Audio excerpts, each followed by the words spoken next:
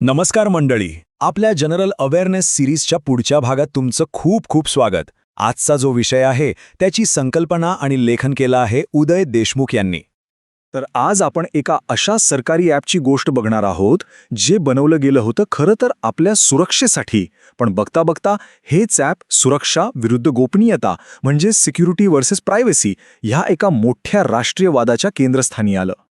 पण हे ॲप बनवण्याची गरजच का पडली हे समजून घेण्यासाठी आपल्याला आधी प्रॉब्लेम किती मोठा आहे हे बघावं लागेल. भारतात फक्त 2024 या एका वर्षात सायबर क्राईमच्या तब्बल 20 लाखांपेक्षा जास्त घटनांची नोंद झाली. आता तुम्हीच विचार करा हा आकडा किती गंभीर आहे. तर मग हे संचारसारथी ॲप नक्की आहे तरी काय, आणि हे मोबाईल वापरणाऱ्यांना नेमकं काय देतं, काय वचन देतं? चला जरा खोलात जाऊन बघूया. ओके, तर दूरसंचार विभाग म्हणजे DOT यांचं म्हणणं असं आहे की हा एक सिटिझन सेंट्रिक उपक्रम आहे. म्हणजे काय, तर थेट नागरिकांसाठी बनवलेला. याचा मुख्य उद्देश आहे मोबाईल ग्राहकांना अधिक सक्षम करणं, त्यांची सुरक्षा वाढवणं आणि याबद्दल जागरूकता निर्माण करणं. सोप्या भाषेत सांगायचं झालं तर हे एक असं डिजिटल प्लॅटफॉर्म आहे जे आपल्याला आपले मोबाईल आणि आपली डिजिटल ओळख सुरक्षित ठेवायला मदत करतं. आता या ॲपमध्ये काय काय आहे ते बघूया. यात खूप इंटरेस्टिंग फीचर्स आहेत. एक आहे चक्षू, ज्याने तुम्ही फ्रॉड कॉल्स किंवा मेसेजेसची तक्रार करू शकता. तुमचा फोन हरवला किंवा चोरीला गेला तर तो IMEI नंबर वापरून ब्लॉक करता येतो. एवढंच नाही, तुमच्या नावावर किती सिम कार्ड्स आहेत हे पण तपासता येतं. आणि सगळ्यात भारी म्हणजे नवीन फोन घेताना तो ओरिजिनल आहे की नाही हेही चेक करता येतं.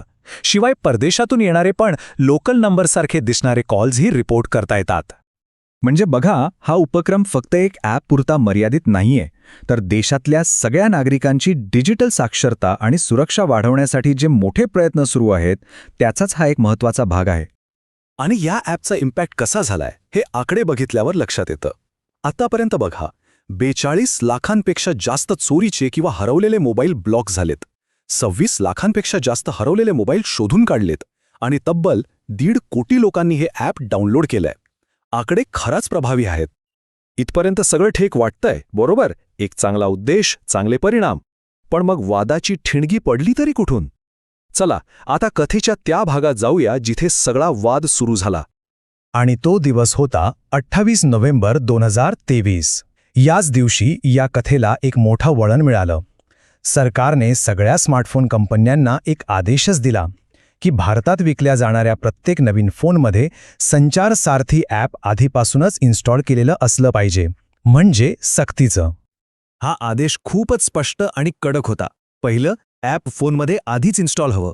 दुसरं, जेव्हा तुम्ही नवीन फोन सुरू कराल तेव्हा सेटअपमध्ये ते स्पष्ट दिसायला हवं. पण तिसरी आणि सगळ्यात वादग्रस्त अट होती की हे ॲप तुम्हाला डिलीटच करता येणार नाही. आणि याच अटीमुळे सगळीकडे खळबळ माजली. या एका निर्देशामुळे अक्षरशः 2 गट पडले आणि एका मूलभूत प्रश्नावर देशभरात एक मोठी चर्चा सुरू झाली. सुरक्षा जास्त महत्त्वाची की लोकांची प्रायव्हसी? आता सरकारची बाजू काय होती? त्यांचं म्हणणं अगदी सरळ होतं. देशात सायबर गुन्हे आणि ऑनलाईन फसवणूक इतकी वाढली आहे की लोकांसाठी असं संरक्षण देणं गरजेचं आहे. दूरसंचार विभागाच्या मते यामुळे लोक बनावट फोन विकत घेण्यापासून वाचतील आणि संचार सारथीचा वापरही वाढेल.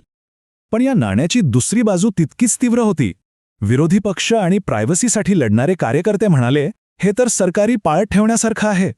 काँग्रेस नेते KC वेणुगोपाल यांनी तर याला एक डिस्टोपियन टूल म्हटलं.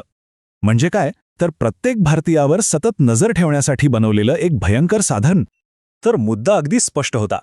एका बाजूला होतं सुरक्षेचं उद्दिष्ट आणि दुसऱ्या बाजूला होती गोपनीयतेच्या अधिकाराला असलेला धोका. सरकार म्हणत होतं की हे ॲप लोकांना घोटाळेबाजांपासून वाचवेल, तर टीकाकारांना भीती होती की याच ॲपचा वापर करून सरकार लोकांच्या खासगी आयुष्यात डोकावू शकतं.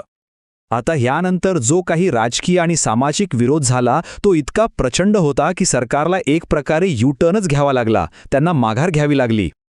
ही सगळी घडामोड खूप वेगाने झाली. बघा, 28 नोव्हेंबरला आदेश आला. पुढच्या 2-3 दिवसांत म्हणजे 1 आणि 2 डिसेंबरला देशभरातून यावर तीव्र प्रतिक्रिया उमटल्या आणि अखेरीस या प्रचंड दबावाखाली 3 डिसेंबरला सरकारने तो आदेश मागे घेतला आणि ॲप इन्स्टॉल करणं पूर्णपणे ऐच्छिक केलं. ठीक आहे, तर आता हे ॲप सक्तीचे नाहीये, ते ऐच्छिक आहे. मग आता एका सामान्य माणसाच्या दृष्टिकोनातून याचे फायदे आणि तोटे काय आहेत? चला ते समजून घेऊया. या ॲपच्या दोन्ही बाजू बघण्यासारख्या आहेत. एकीकडे फायदे बघा, चोरीला गेलेला फोन ब्लॉक करणं, फ्रॉड रिपोर्ट करणं यासारखी खूप चांगली सुरक्षा वैशिष्ट्ये आहेत. पण दुसरीकडे तोटे किंवा चिंता काय आहेत? तर सरकारच्या त्या सक्तीच्या निर्णयामुळे लोकांच्या मनात एक अविश्वास तयार झाला आहे. शिवाय हे ॲप तुमच्या कॉल लॉग, मेसेजेस, फाईल्स अशा अनेक गोष्टींची परवानगी मागतं, ज्यामुळे आपला डेटा सुरक्षित राहील की नाही ही भीती वाटते. आणि ही संपूर्ण घटना आपल्याला एका खूप मूलभूत प्रश्नावर आणून सोडते.